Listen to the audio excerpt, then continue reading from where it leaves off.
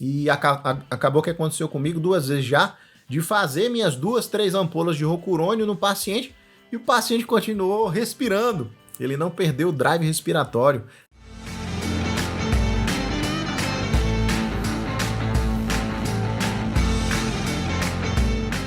Fala, meus amigos e minhas amigas, vamos para mais um vídeo da série Como Eu Uso. E eu estou aqui com algumas ampolas do brometo de rocurônio, mais conhecido como rocurônio ou esmeron.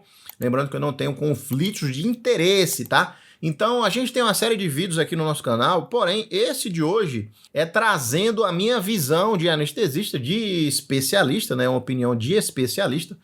Os outros vídeos, eles trazem mais um conteúdo geral, digamos assim, recomendações gerais, e agora uma recomendação minha, né? Como é que eu faço uso do rocurônio, em quais situações, quais doses eu uso. Então a gente vai conversar sobre isso, né? Eu tenho certeza aí que você está curioso e curiosa para saber como eu administro o rocurônio. Então, particularidades em relação ao rocurônio. Para mim, é o meu bloqueador principal, certo? O meu bloqueador neuromuscular de primeira escolha é o rocurônio. Super importante que você saiba que ele tem uma meia-vida maior. Então, por que é que eu escolho ele como meu primeiro bloqueador neuromuscular? O rocurônio, ele tem uma meia-vida maior. Isso deve ser levado em consideração, tá? Eu costumo fazer doses maiores para ter uma ação, um tempo de ação do rocurônio maior. E ele é o meu grande bloqueador neuromuscular porque nos lugares que eu trabalho existe o antídoto do rocurônio, né? Que é o Bridion. Então, basicamente, eu tenho uma reversão automática ali na hora que eu quiser. Nos hospitais que eu trabalho aqui em São Paulo, a qualquer momento você pode usar o Bridion para fazer a reversão desse bloqueio neuromuscular, certo? Então, que isso fique bem claro, certo? Se você está em cenários de urgência e emergência, UTI, SAMU, eu particularmente também acho muito vantajoso usar o rocurônio, mesmo que você não tenha o reversor, né? O Bridion, que eu acabei de falar. Por quê? Porque como ele tem uma meia-vida maior, 30, 40, até 50 minutos, dependendo da dose que você faça, né? E a gente vai falar sobre a dose, você acaba que você, ao fazer uma dose mais alta, a ação dele é mais rápida, você não tem que ficar se preocupando com hipercalemia, por exemplo, ele já vai bloquear o paciente, e aí você tem muito mais facilidade de adaptar esse paciente na ventilação mecânica, porque ele vai ficar ali 30, 40, até 1 hora bloqueado.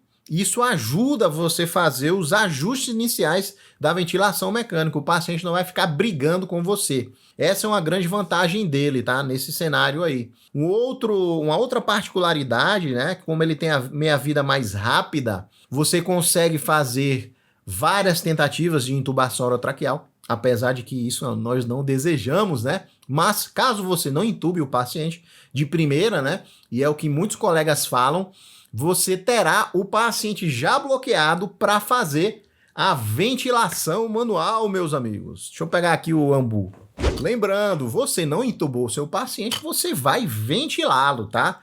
Óbvio, nas situações de urgência e emergência, nós não queremos ficar ventilando os pacientes. Porém, ventilar um paciente bloqueado é muito mais fácil do que ventilar um paciente sem nenhum bloqueador neuromuscular em ação, certo? Às vezes o colega faz ali uma succinilcolina, né? Eu até tenho uma caixinha aqui da succinil, e os colegas alegam que a succinil, caso você não intube, né? Acaba que o paciente ele vai voltar à respiração espontânea, e isso não é muito bem o que acontece na prática. Você não fez apenas a succinilcolina, né? Acaba que o paciente fica ali mal sedado, porque ele está sob a ação de outros agentes, tá? Hipnóticos, opioides. Então ele não vai voltar ao drive dele original, tá? E se você está entubando ele é porque o drive dele já não estava muito bom. Então por isso que eu escolho o rocurônio. Primeira vantagem é permanecer bloqueado o paciente para adaptar na ventilação mecânica. Segunda vantagem é de você ter mais tempo para ficar ali entubando o paciente. Ou se você precisar fazer a ventilação manual, o paciente já estará bloqueado e é muito mais fácil fazer essa ventilação. Outra questão muito importante, tá? Como o paciente vai ficar bloqueado por mais tempo, você tem que se atentar se ele não está voltando à consciência dele. Então imagine que eu vou fazer uma sedação para um paciente, para intubação, e aí eu fiz um opioide, né? Fiz o fentanil, depois fiz etomidato ou propofol, que elas têm a meia-vida mais rápida, né? E aí eu fiz as minhas ampolas de rocurônio, 2 a 3 ampolas, né? Eu já vou passar aqui a dose em ampolas, depois a gente vai falar sobre a dose em miligramas por quilo. Digamos que eu não consegui entubar esse paciente de primeira. Eu fiquei tentando e tal, ventilei, né? Tentei mais uma vez. Se tá passando ali 5 minutos, mais que isso, existe a possibilidade desse paciente começar a recobrar a consciência. Se você usou o propofol ou o etomidato, que eles passam mais rápido. E aí, cuidado, tá? Porque ele pode começar a recobrar a consciência, mas ele não irá se mexer. Porque o rocurônio ele tem uma duração mais longa, tá? Que a succinilcolina. Se fosse com a succinilcolina, o paciente ia começar a se mexer e aí você ia ver que ele, além de estar desbloqueado, né? Sob a ação da atuação muscular dele, ele também estaria recobrando a consciência. Então, atenção, se você está demorando muito na intubação, numa intercorrência grave ali, é importante que você faça uma repetição da dose do seu hipnótico, principalmente se for etomidato ou o propofol. Cetamina, midazolam, não existe tanto essa chance porque a meia-vida deles é maior, tá? Vai durar mais do que 15 minutos aí nas doses de intubação. Maravilha? Falando sobre as doses do rocurônio. Como é que eu uso o rocurônio, né? Eu faço doses maiores, inclusive já tem estudo também sobre isso, tá? Não é apenas da opinião do especialista, não. É 1,5 miligrama por quilo.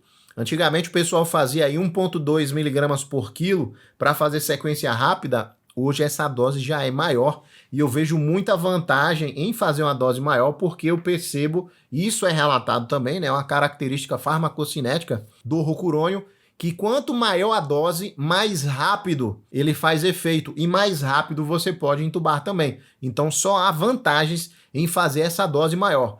Basicamente, na maioria das vezes eu uso ou 2 ampolas de rocurônio em bolos, tá? Depois do opioide, depois do hipnótico, ou 3 ampolas do rocurônio. Então, digamos, um paciente aí de 70 quilos, eu faria 2 ampolas de rocurônio. Primeiro eu faço o opioide, depois eu faço o hipnótico e por último a gente vem com o rocurônio. Lembrando que o rocurônio arde na veia também, tá?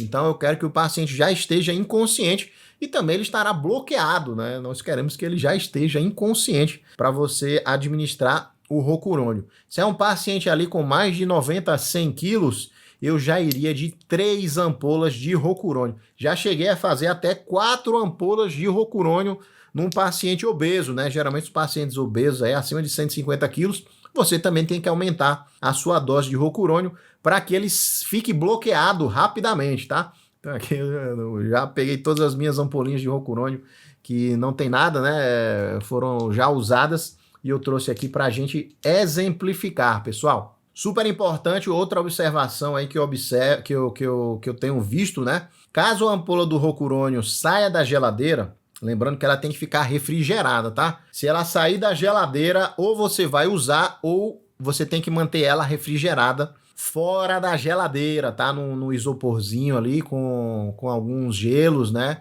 Tem uns quadradinhos assim de gelo. Por quê? Caso a ampola do rocurônio entre em temperatura ambiente, você não pode voltar ela para o refrigerador. E eu já vi algumas vezes situações que o colega usou o rocurônio e ele não funcionou. Inclusive isso aconteceu comigo já. E uma das explicações que eu atribuo é que esse rocurônio ele estragou, né? Ele saiu da geladeira, perdeu a temperatura, depois voltou para a farmácia. E isso pode acontecer, tá? Às vezes o colega ali não usou, foi fazer um procedimento, não usou o rocurônio, esqueceu de refrigerar e devolveu para a farmácia. E acabou que aconteceu comigo 2 vezes já, de fazer minhas 2, 3 ampolas de rocurônio no paciente e o paciente continuou respirando. Ele não perdeu o drive respiratório, apesar de estar bem sedado para intubação orotraqueal com fentanil e propofol, mas ele estava respirando ali. No momento que eu fiz a laringoscopia, eu vi a traqueia dele se mexendo, né? A traqueia não, a musculatura laríngea ali. Então eu fiquei pensando, caramba, o que é que aconteceu, né? Será que eu troquei a ampola do rocurônio? Não, ela estava aspirada, eu tinha certeza que era rocurônio mesmo e o paciente não bloqueou. Foi uma das explicações, né, que eu encontrei com relação a isso daí. E finalizando, né, trazendo aí a minha prática, o que eu faço no meu dia a dia, hoje em dia, só dando um esclarecimento, né, existe a sequência clássica de intubação orotraqueal e a sequência rápida de intubação orotraqueal e também a sequência atrasada de intubação orotraqueal, que essa é a que eu gosto menos, tá? Geralmente os anestesistas fazem a sequência clássica de intubação orotraqueal. Por que isso, né? Você faz o opioide, depois você faz o hipnótico, depois você faz o bloqueador neuromuscular numa dose menor. O rocurônio é a dose de 0,6 miligramas por quilo, tá? Vai dar mais ou menos aí uma ampola para um paciente de 70 a 80 quilos. E aí você fica ventilando esse paciente, tá? Você fica ventilando com o ambu ali a máscara. Geralmente esses pacientes estão de jejum, geralmente preferivelmente, né? Para você ventilar um paciente, ele precisa estar de jejum, a não ser que seja uma situação extrema. E aí depois de 3 a 5 minutos, o anestesista vai e faz a intubação desse paciente. Só que cada vez mais com o passar do tempo, eu comecei a fazer sequência rápida de intubação, mesmo nesses pacientes eletivos, que eu poderia até ventilar, mas eu não quero correr esse risco, eu também quero acelerar o início ali da cirurgia, né, o início do procedimento, então eu já faço sequência rápida, 2, 3 ampolas de rocurônio, e aí a cirurgia se inicia rápido, eu não ventilo o paciente, já faço a pré-oxigenação, já faço sequência rápida, já intubo e libero o paciente para a cirurgia. Mesmo que seja uma cirurgia de duração rápida, né, 30, 40 minutos, uma colecistectomia, por exemplo, no final eu reverto com o Sugamadex, que é o reversor do rocurônio, e aí já liberamos o paciente rápido, certo? Eu só consigo fazer isso porque eu tenho o reversor do rocurônio. Se eu não tivesse esse reversor, aí não teria como fazer essa estratégia. Maravilha? Então, como é um vídeo mais falando como eu uso, né? Eu acho interessante trazer essa dica aí, esse pulo do gato em relação a não ter que ficar esperando ali, né? Ventilando o paciente, 3 minutos, 5 minutos, né? Às vezes parece pouco tempo, mas quando você está ali fazendo a ventilação, é meio que um tempo que você você poderia ter otimizado isso daí com a tecnologia que você tem hoje. E eu até esqueci de falar do próprio rocurônio, né? Lembrando que nós temos aqui uma apresentação, ó, 50 miligramas em 5 ml, então a ampola tem 5 ml, são 10 miligramas por ml, tá? Essa é a ampola, existe essa apresentação aqui, única, só vai mudar a marca, eu não tenho conflito de interesse, tá? Mais uma vez. Então, se você levar em consideração, né, aquela dose de sequência rápida de intubação, um paciente de 100 quilos, 1,5 miligramas vezes 100, daria 150 miligramas. São 3 ampolas de rocurônio em bolos. Pode fazer em bolos sem problema nenhum, contando que o paciente já esteja inconsciente, porque o rocurônio dói e ele também será bloqueado rapidamente, meus amigos e minhas amigas. É isso daí. Espero que você tenha gostado desse vídeo da série Como Eu Faço. Fica aí a minha opinião, né? As minhas dicas para você usar o rocurônio de forma mais interessante, né? Mais otimizada. Lembrando também que eu trouxe aqui informações, a maioria delas, inclusive, são informações que têm validade científica, tá? Essa dose de 1,5 é super validada. Esse uso também do rocurônio que a gente faz na sequência rápida de intubação é uma medicação muito segura, uma medicação muito legal, muito confortável, né? Mas você tem que entender como é que é o funcionamento dela e como ela vai te ajudar naquela questão da adaptação da ventilação mecânica e como também você tem que ter o cuidado ali com a volta da consciência do paciente.